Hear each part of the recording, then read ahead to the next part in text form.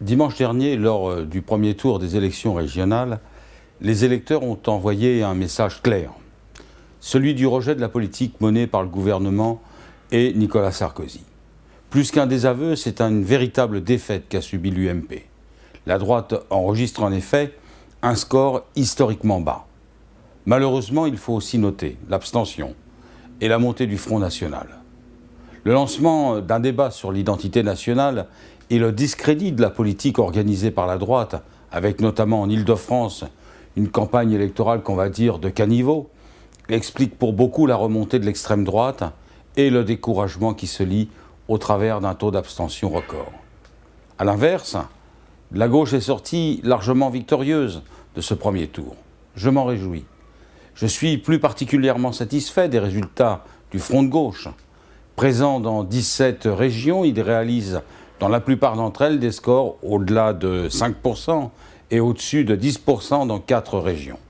Je tiens d'ailleurs à ce sujet à féliciter mon camarade André Chassaigne qui, avec 14,2%, réalise en Auvergne le meilleur score du Front de gauche en France. À Ivry, le Front de gauche arrive en tête de toutes les formations politiques, avec plus de 27% des voix. Avec ces élections, le Front de gauche, jeune rassemblement né des européennes, renforce sa légitimité en tant qu'alternative crédible de la gauche. Je suis convaincu que dans les années à venir, ce rassemblement va aller en s'élargissant et en se renforçant.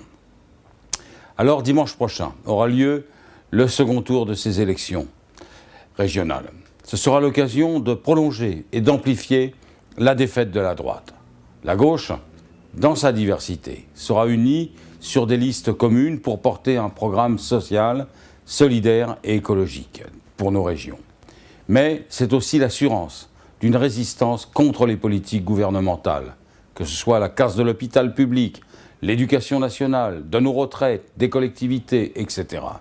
Alors dimanche prochain, mobilisons-nous aux urnes citoyens, comme on pourrait dire, votez pour les listes d'union de la gauche et écologiste.